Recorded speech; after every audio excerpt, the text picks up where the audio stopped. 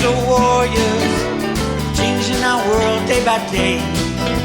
The way of the crypto warriors, can't rely on the bankers, no way. Good morning, Bix Weir, roadrunner.com. With your morning horn disease, your sip of chaga coffee. All right, let's quickly go over something that's really important for the silver market. And then we'll dump into what's going to take down the system. And then we'll talk a little about Theta.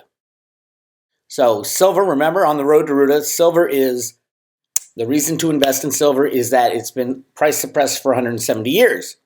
170 years. There's about 2 billion ounces of silver potentially investable. That's including all the ETFs, all the inventories of COMEX, which I think a lot are double counted, by the way. So I would say it's somewhere around 2 billion ounces of silver investable, which is what, less than $48 million, according to $48 billion, $48 billion, right? Right? You got that? Okay. Over the weekend, on Friday, Evergrande said, we're gonna restructure, we're looking at things, and we're gonna get a bailout anyway, and then Monday it's over. That's the straddle of 9/11. Evergrande is massive. $300 billion they owe, and they don't have anything. They have hyperinflated. Here's the other thing. Their assets are piece of shit housing that is massively overinflated, owned mainly in China, but also in the United States, in Canada, Mexico, other countries. Mainly Canada and the U.S. is the other countries. The other countries, they're going to just dump it. There is no other option. They don't give a shit about any other country. You're going to see a massive crash in the housing market. And that is basically a problem for the banks.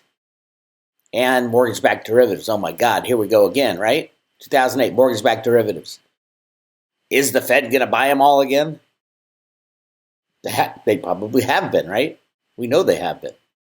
Anyway, endgame begins. Evergrande hires bankruptcy advisors as furious investors protest imminent default. It took Evergrande less than a day to go from denying rumors of bankruptcy, which was Monday, to confirming that a bankruptcy is imminent. In a filing on the Hong Kong Stock Exchange on Tuesday, Evergrande, which is busy trying to convince angry Chinese mobs that they will get their money and or apartments, and that it has no plans to default, the company all but conceded that a bankruptcy is imminent when it said that it hired notable bankruptcy advisors Houlihan Lokey, Admiralty Harbor Capital as joint FAs to assess the firm's capital structure, a well-known euphemism for prepare for bankruptcy. And just so there was no doubt as to what is coming next, the company said it's unable to repay debts on time or get creditors to agree to extensions or alternative arrangements. It may lead to a cross default. Timing is everything, my friends. Timing. Right? The straddle of 9/11 took down the largest of all Ponzi schemes. It's just a Ponzi scheme. Evergrande was a Ponzi scheme. You paid money up front for your apartment, and then they would build it. 1.2 Chinese investors bought apartments with Evergrande, and they used that money to pay off the first people they owe money to. It's Bernie Madoff all over again. Different kind of world. What would an Evergrande restructuring look like? Looks like Evergrande, the granddaddy of Chinese property bubble, is going to finally collapse. What would that look like? The short answer is that investors, lenders, and apartment owners lose. I would say also the middle class loses. Anybody who owns a house looking for that house as their retirement money in the United States, in Canada, in China is fucked. Sorry. All these apartments, all these houses are going to come flooding onto the market at the same time. Massive sell-off. I would call that an act of war because it was all set up on purpose. They go into how it will go down. Let me tell you, let's see, where is it?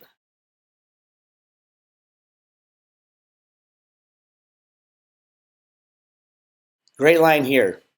Evergrande is essentially a Ponzi, collecting cash from pre-sale of ever-growing number of apartments plus hundreds of thousands of individual investors and using the cash to fund further sales by accelerating construction in progress and funding down payments.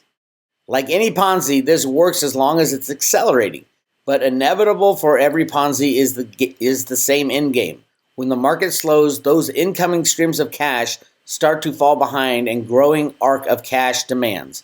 Evergrande now has 800 unfinished projects, and there are 1.2 million people waiting to move in, according to press reports.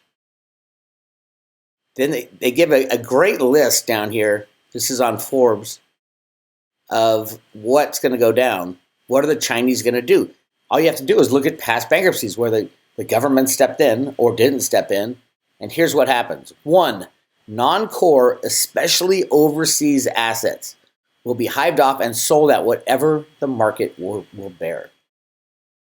That's how you destroy the housing industry, housing prices in Canada, in America.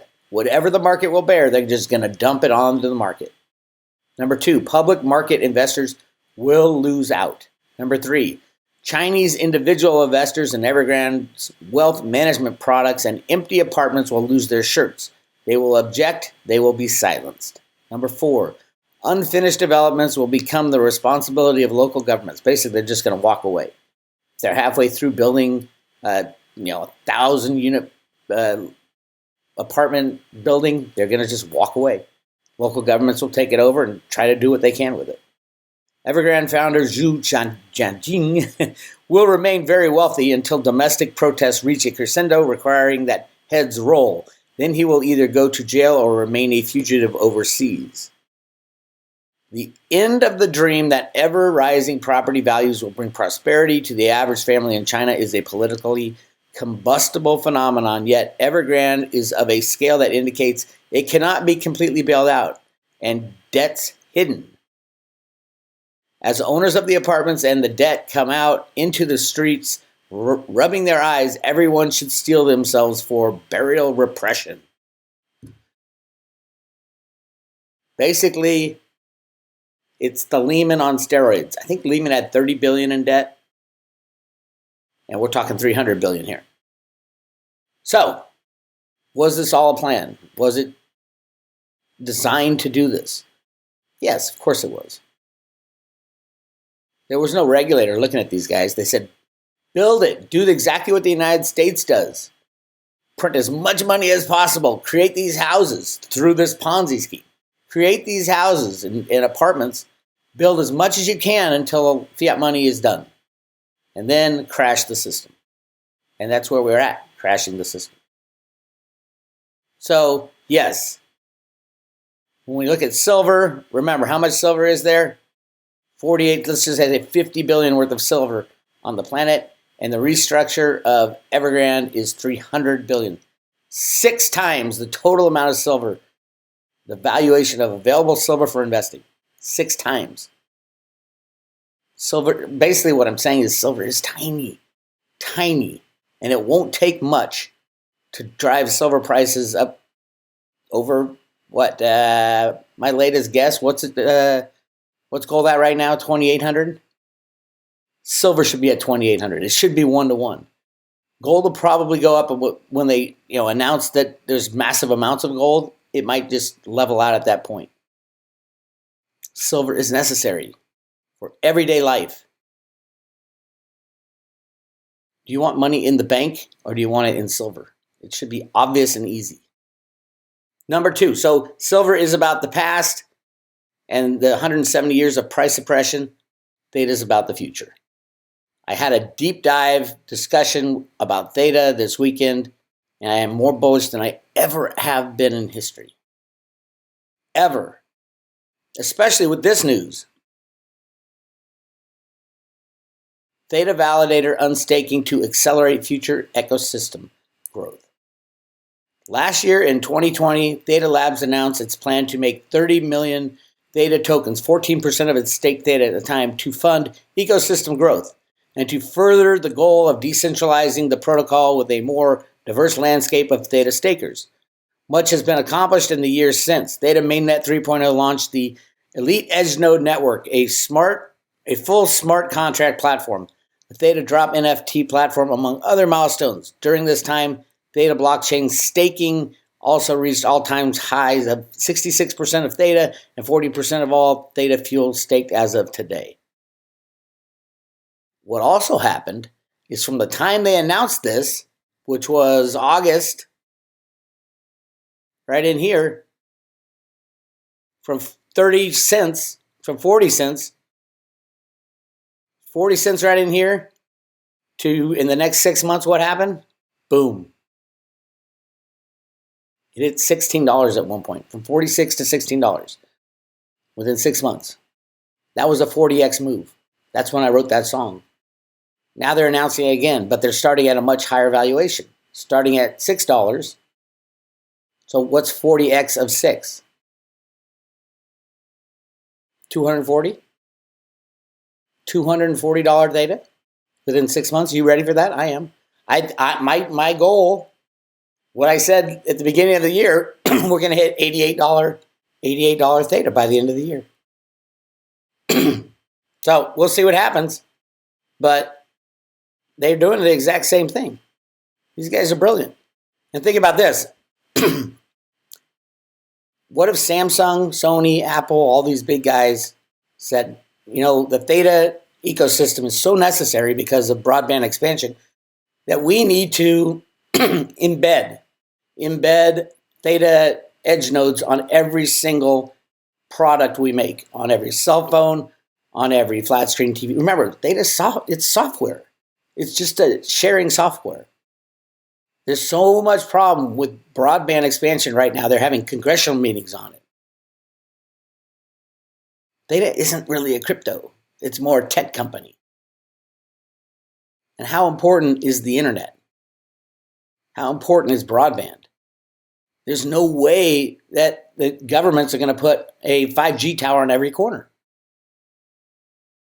Theta's going up. It's going to go up fast. So by now, if you're in the road to Ruta, you probably already have some Theta and Theta Fuel. And they're staking and earning more. Excuse me. No, we partied yesterday. I don't have the sickness. We partied yesterday. So it's going to go up. It's just going to keep going up. And yes, there'll be huge pullbacks and it'll shake everybody out. And all of a sudden, the jumps happen so fast. Look how fast the jumps happen in Theta. It's like bang, like that. We'll be going along, put, that, then another bang. And you'll get in again after you got out because, oh my God, it's going down. I lost 50% of my investment. I rode Bitcoin from, $1,200 down to $2. And I sold all my Bitcoin at $2. And I got back in at $4. No, 200, sorry. 200. I got back in at 400 and said, I never sell again. I didn't sell it. I traded it for Theta. Theta is the future. I hope everybody understands that. Anyway, not investment advice. Do your own homework. Join the Road to Ruta. I've outlined what Theta is and why it's so important. Every crypto is not going to survive without implementing Theta edge nodes throughout the world because there's not enough bandwidth.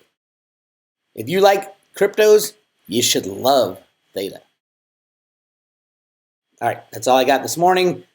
Go to roadtoruta.com for all the action leading up to the end of the old system and the beginning of a new system.